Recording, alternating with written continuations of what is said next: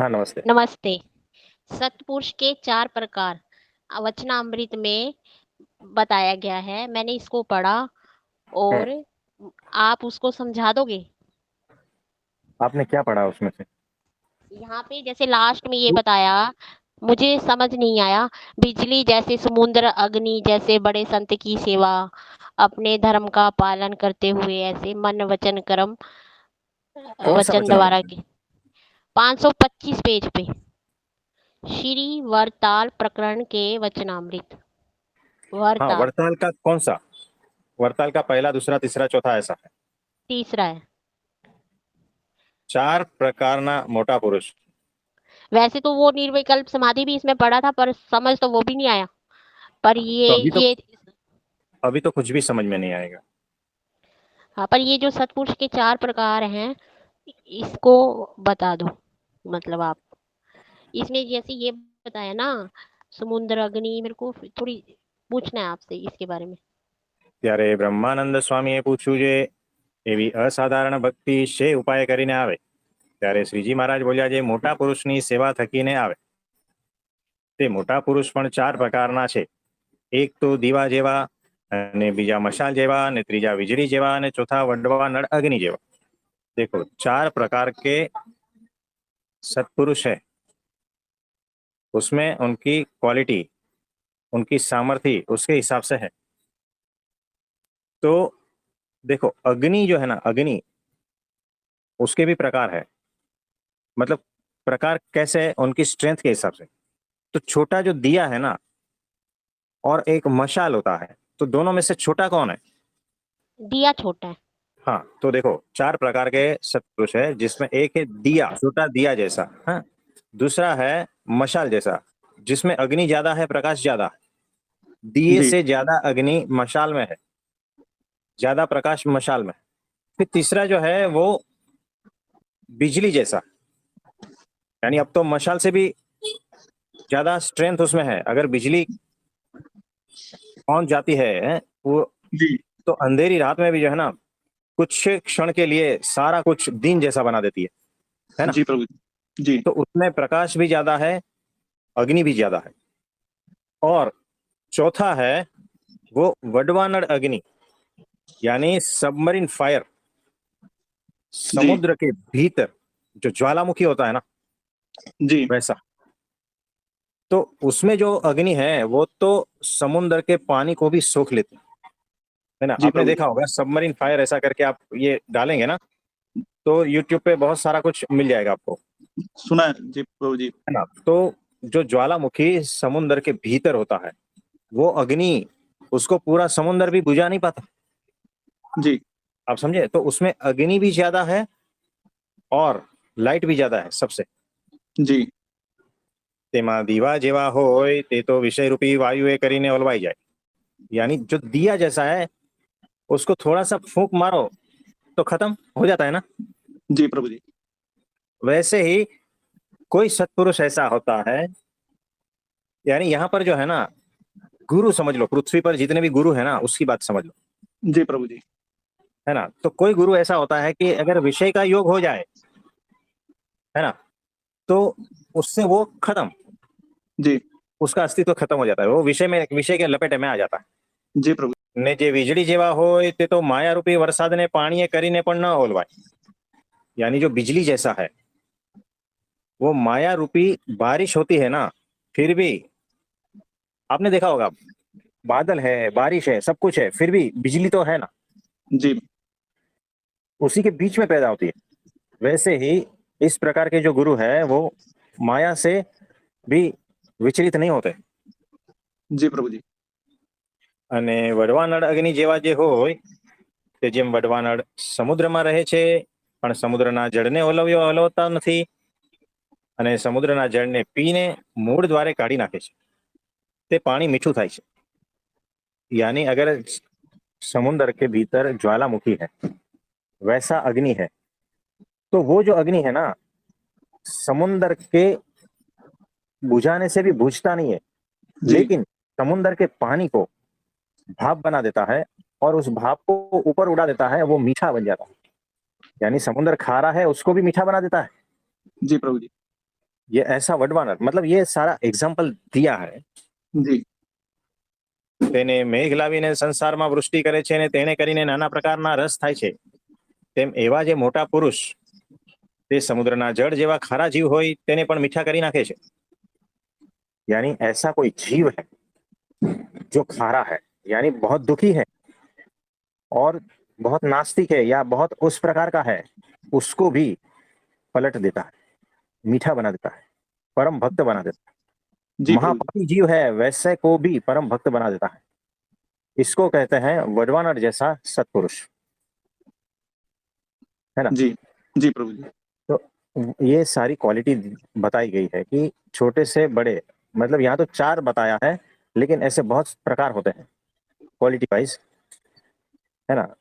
જી એવી રીતે 4 પ્રકારના જે મોટા પુરુષ કયા છે તેમાં જે વીજળીના અગ્નિ જેવા તથા સમુદ્રના અગ્નિ જેવા મોટા પુરુષ છે તેની સેવા જો પોતપોતાના ધર્મમાં રહીને મન કર્મ વચને કરે તો તે जीवना हृदयમાં महात्म्य सहित भक्ति आवे छे. यानी इसमें से जो है ना 2 प्रकार के, जैसे बिजली जैसे और समुद्र के भीतर, है ना, सबमरीन फायर, ऐसा जी जो सत्पुरुष है उनकी सेवा अगर आपने मन कर्म वचन से कर दी तो आपका हृदय पूरा बदल जाता है, सोना जैसा हो जाता है. यानी जी प्रभु उसमें महात्म्य सहित भक्ति आकर विराजमान हो जाती है और भगवान विराजमान हो जाता है. जी तो ऐसे बड़े जो पुरुष हैं, ऐसे सत्पुरुष, उसकी सेवा करने को बोला है, दिए जैसे की सेवा करने को ना बोला जी है ना. तो वो तो कभी भी, और मशाल वो भी ज्यादा हवा तेज चलेगी तो भी खत्म, यानी वो विषय सही के लपेटे में आ जाते हैं. जी बिल्कुल तो जो माया के लपेटे में नहीं आते, वो माया के भीतर उतर कर माया को भी भ्रमरूप कर देते हैं, ऐसे जो सत्पुरुष है ना, उसका समागम करना है, उसकी सेवा करनी है, किसी की भी नहीं करनी है ना. जी प्रभु जी तो ये बात है. અને વીજળીના અગ્નિ જેવા તો સાધન દશાવાળા ભગવાનના એકાંતિક સાધુ છે અને વડવાનળ અગ્નિ જેવા તો સિદ્ધ દશાવાળા ભગવાનના परम एकांतिक साधु છે. तो देखो जो बिजली जैसा है वो अभी साधन दशा में है, साधक दशा में है ना. और जी जो सबमरीन फायर जैसे हैं जो अल्टीमेट, वो सिद्ध दशा वाले हैं, ऐसा यहाँ पर कहा गया है इस वचनामृत में. जी प्रभु जी इति वचनामृत वरताल प्रकरण का तीसरा हुआ. इसमें और कुछ पूछना चाहते हो? हाँ जी, सही. हाँ, ये समझ है अभी. हाँ, सतपुरुष कितने मतलब सही है. सतपुरुष की महानता के बारे में पता चला. हाँ जी. तो गुरु के बहुत सारे प्रकार होते हैं दुनिया में, जितने भी प्रकार के गुरु हैं, छोटे हम्म, दिए से लेकर, है ना, के भीतर जो अग्नि है उसके जितना रेंज है, हमें हम्म, कहाँ पर जाना है, किसका संगम करना है, किसकी सेवा करनी है, ये सारा कुछ बता दिया है ना. तो मेरे गुरु की दाढ़ी अच्छी है तो बस वहां चला गया. अरे दाढ़ी अच्छी लगती है तो उसमें घुस जाने का क्या. अरे मेरे गुरु तो बहुत अच्छा बोलते हैं, तो अच्छा बोलते हैं तो उसमें घुस जाने का क्या. आप समझो जरा, मेरे गुरु को तो सभी शास्त्रों का ज्ञान है. बात सही है, ज्ञान होता है, उससे कुछ सिद्ध थोड़ी हो जाता है ना. तो ये सारा खेल चल रहा है, तो विषय में कितने लिप्त हो जाते हैं आपके गुरु, ये भी चेक करना है ना. तो ये बात है. हम्म. यहाँ पर जो सच्चे सतगुरु हैं उनकी पहचान बताई गई कि वो किस तरह से माया से पार हैं. वो समुद्र में खारे पानी को भी मीठा कर देते हैं. ये सारी चीज बड़ी एक महत्वपूर्ण है. हाँ, समुद्र के खारे पानी को मीठा करना यानी क्या, अत्यंत पापी जीव है ना, उसको भी पलट कर बना देना है, उसकी भी आत्यंतिक मुक्ति कर देना है. यानी जो माया में फंसा है ना, उसको माया से उखाड़ कर ब्राह्मी स्थिति को पहुंचाना है, ये उनका कार्य है. ये कार्य जहां पर दिख रहा है ना, वो सच्चे सत्पुरुष है. आप समझे? जी. हाँ, ये सही है. इसमें मतलब जैसे हम पढ़ते हैं ना, हमें इतना क्लियर नहीं होता. जैसे आप बताते हो ना, सब फिर क्लियर होता है माइंड में कि हाँ ये चीज ऐसी है. वैसे तो हम पढ़ रहे हैं, हमें समझ ही नहीं आया ये कैसे क्या चीज है. धीरे धीरे आएगा समझ में. ठीक है। एक बार निर्विकल्प समाधि पे भी बता दो आप, वो भी मैंने पढ़ा है पर मेरे को समझ नहीं आया। ये पूछ रही हूँ, क्या? जैसे मान लो ये निर्विकल्प समाधि है, जैसे हम यूट्यूब पे देख लें और कोई क्लास स्पष्ट हिंदी में समझ आ जाए, वो सही है? देखो, वो बोलने वाला, उसका स्रोत देखो, वो कहाँ से आ रहा है।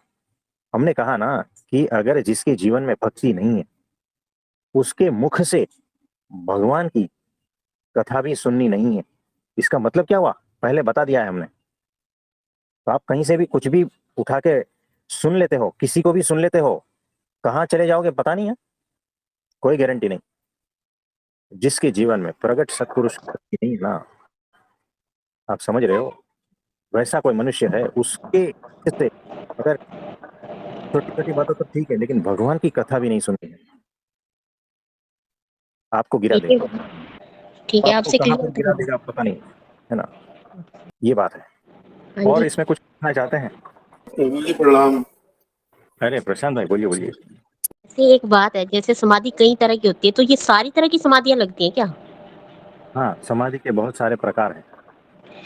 एक व्यक्ति की एक ही समाधि लगती है या ये सारी अवस्थाओं से गुजरना पड़ता है उसे? सारी अवस्थाओं से गुजर सकता है, नहीं भी गुजर सकता है। आप तो समाधि पे स्टडी कर रहे हो ना। जैसे मेरे को पता चला कि ये सविकल्प, कोई बीज रूप, कोई निर्विकल्प, कोई केवल्य, तो मेरे मन में ये क्वेश्चन आया कि ये सारी समाधियां लगती है एक व्यक्ति की, क्या एक टाइम में मतलब एक लगी तो उसका कल्याण हो गया? नहीं, ऐसा नहीं। समाधि वाले का भी कल्याण नहीं है, याद रखना। कल्याण तो केवल परब्रह्म परमात्मा की भक्ति से होगा। समाधि में पर ब्रह्म परमात्मा नहीं मिलते? उसके बाद मिल सकते हैं, नहीं भी मिलते। और दिमाग चलाओ, और दिमाग चलाओ। हाँ, बात सही है। हमें सामने पूछने वाला ऐसा कोई चाहिए। बात तो है, दमदार बात है नहीं, क्योंकि ये क्वेश्चन है ना कि जब समाधियां लगती हैं, जैसे मान लो किसी बंदे की कोई भी लगी, तो वो उसकी सब सैविकल्प लगी, बीज रूप लगी, भाव वाली समाधि लगी, तो हाँ आगे आगे फिर परब्रह्म परमात्मा जी है ना, हाँ ये बात है। और एक व्यक्ति की ये सारी समाधियां लगती है, ये भी क्लियर होना चाहिए मन में। हाँ, मतलब एक व्यक्ति की सारी लग सकती है, नहीं भी लगती है, कोई बात नहीं। वो सीधा भी पहुंच सकता है ना। ये सारी के गुजरने के बाद भी पहुंचता है, नहीं गुजरने के बाद भी पहुंच जाता है, ये ऐसा है। तो देखो, महान स्वामी जी जब मुंबई आए थे ना, तो 2017, और वो वचनामृत खुद पढ़ते थे, सुबह में पूजा के बाद में, और एक एक घंटा निरूपण करते थे, पूरा वचनामृत, अलग अलग वचनामृत पढ़ते थे। और वहां जितने बैठे होते हैं ना, यानी 5,000 के आसपास, 10,000 के आसपास जो लोग बैठे होते हैं ना, कहीं कहीं से वो, ये लगा, देखो जगह कम है, लेकिन वो टीवी लगा देते हैं ना, एलईडी वगैरह सब लगा देते हैं अलग अलग, है ना। तो कहाँ कहाँ पर बैठे रहते हैं, लेकिन वो ज्ञान समाधि ऐसी कराते हैं ना, अद्भुत। वो भाव समाधि करा देते हैं, अद्भुत। जितने भी बैठे हैं ना, सब ज्ञान समाधि में ऐसे, ये होता है अलग अलग प्रकार की समाधि। अभी तो सिर्फ 5 मिनट या 10 मिनट का ही प्रवचन देते हैं, लेकिन जब वो 17 में थे तब बात अलग। जिन्होंने उसका लाभ लिया ना, बहुत अद्भुत था। आज आपको वो सब चीज नहीं मिलेगी, बहुत बहुत रेयर हो गई। एक बात और, ये जो वचनामृत है, ये एक ही है या और भी वचनामृत है? देखो, ये जो वचनामृत है ना, वो एक ही वचनामृत, बहुत बड़ा था। ये इसमें जो है ना, 272 या इसके आसपास है बस, है ना। लेकिन 2000 के आसपास वचनामृत थे टोटल। तो बहुत बहुत कुछ काट छाट के सब निकाल दिया, बहुत कुछ निकाल दिया। महिमा के बहुत सारे वचनामृत थे, तो महिमा इतनी बढ़ जाती थी ना, तो लोग शिथिल हो जाते थे, उसको उल्टा अर्थ निकाल लेते थे। बहुत सारा कुछ ऐसा है ना, इस तरह से हटा दिया है। कुछ तो बहा दिया है, कुछ द्वेषी थे, उन्होंने जला दिया है। तो जो बचा है वो इतना बचा है। पहले हाथ से लिखा जाता था, है ना, तो हाथ से अगर लिखते थे तो एक ही कॉपी हो जाती थी, फिर अगर 10 लोग मांगेंगे तो हाथ से लिखना पड़ता था पूरा, फिर उनको वो कॉपी करके देना पड़ता था, ऐसा सिस्टम था। तो अभी जो है ये वचनामृत एक ही है। तो भगवान की वाणी के दूसरे भी ग्रंथ है, जो एक है उसमें से पुरुषोत्तम बोल्या प्रीति, वो एक अद्भुत ग्रंथ है, वो भी भगवान की वाणी है। तो कैसा है कि भगवान जहाँ जहाँ जाते थे ना, तो वहाँ वहाँ के संत और कोई हरिभक्त था ये वो, तो जो जो उपदेश देते थे तो वो लिख लेते थे, स्मरण रखते थे, बाद में लिख लेते थे, ऐसा कुछ करके तो सभी जगह से इकट्ठा करके बनाते हैं ना। तो अभी आपने देखा होगा मोहन स्वामी जी जहाँ जहाँ है, उसके साथ में जो है ना, वो एक डायरी वाले संत भी हैं साथ में, जो जो घटना है, जैसे जैसे जो जो कुछ कहा है, सब कुछ वो नोट भी करते हैं, कैमरे भी लगे हुए हैं, तो लाइव भी चल रहा है, सब कुछ हर तरह से जो है उनका हर एक मोमेंट कैच कर लेते हैं। तो कैमरे में, लिखने में, जो बोलते हैं वो भी सब कुछ, क्योंकि सत्पुरुष जो है उनका हर चीज इम्पोर्टेंट है। वो क्या एक्सप्रेस करते हैं ना, वो सारा कुछ बहुत इम्पोर्टेंट है, इसीलिए। प्रणाम प्रभु जी। हाँ जी, प्रणाम प्रणाम। परब्रह्म जो है तो वो वचनामृत में ऐसे मैंने एक पेज में पढ़ा कि वो किशोरवयीन अवस्था में वहां उनके धाम में है। तो किशोरवयीन अवस्था में ही क्यों, मतलब इसका क्या ये है, वो उनका यंग स्वरूप ही है। कैसा है? हाँ, वो यंग ही है, कहने का मतलब वो यंग ही है, बूढ़ा या अच्छा। लड़का ऐसा कुछ नहीं, वो यंग ही है और हमेशा यंग ही है, यानी अच्छा। उस रूप ही है। हम्म। यंग मतलब एकदम शाश्वत है, अच्छा। कहने का मतलब। और वो अच्छा। नहीं है कि बूढ़ा है ना। हम्म तो हम ये भी हम्म। सोच सकते हैं कि अगर बूढ़ा है तो खत्म भी होगा, ऐसा नहीं। वो हाँ। सदा दिव्य साकार किशोर वही, हम्म उम्र जो है किशोर वही है, यंग, हम्म। ऐसा कहने का अच्छा, मतलब ये है। मतलब वो साक्षात स्वामीनारायण भगवान है फिर, वही हाँ, मतलब वही अच्छा, उनका। वही। यहाँ पर अच्छा। तो शरीर धारण करके आए थे, लेकिन हाँ। वहां जो दिव्य शरीर है उनका, और हाँ, नित्य किशोर वही ही है उनका। अच्छा। इस लोक में जो मनुष्य शरीर है पंचमहाभूत का, उसकी वही अलग अलग बदलती है, हम्म। वो दिव्य स्वरूप वैसा का वैसा ही है। अच्छा। तो ये बात है। तो यहाँ तो प्रकृति के हिसाब से, प्रकृति के नियम का पालन करके उनको सम्मान देकर यहाँ पर आए हैं। हम्म। हाँ जी, ठीक है, और धन्यवाद प्रभु जी। हाँ जी, हाँ, मैंने अभी लिया है पढ़ने को वचनामृत। हाँ जी, अच्छी बात है। हाँ। तो डेली 2 पढ़ना है, रोज 2 वचनामृत पढ़ना है। हाँ, मतलब 2 पेजेस ना, नहीं, ऐसे 2 या? वचनामृत। अच्छा, गरुड़ा पूरा। हाँ, प्रथम, गदड़ा। गरुड़ा प्रथम का दूसरा, ऐसा। अच्छा वरताल अच्छा। प्रथम का पहला, वर्ता प्रथम का दूसरा, ऐसा अच्छा है ना। अच्छा। हाँ हाँ हाँ। ऐसे 2 चैप्टर। अच्छा। और प्रभु जी, वचनामृत ऐसे नहीं है ना कि हम लोग मतलब कहीं पे भी बैठ के, मतलब पलंग पे या नीचे ही बैठ के पढ़ना चाहिए, ऐसे कुछ है? नहीं, ऐसा कुछ नहीं है, लेकिन वो बड़ा ग्रंथ है, भगवान की वाणी है, तो सम्मान के साथ हम्म। में पढ़ना है ना। अच्छा। हाँ। तो उनको नीचे नहीं रखना है, हम्म। अच्छा। मतलब आप, वो ग्रंथ ऐसा है कि वो सम्मान के साथ रखो उसको, है ना। हम पुस्तक के जैसा नहीं। अच्छा, ठीक है प्रभु जी, धन्यवाद प्रभु जी।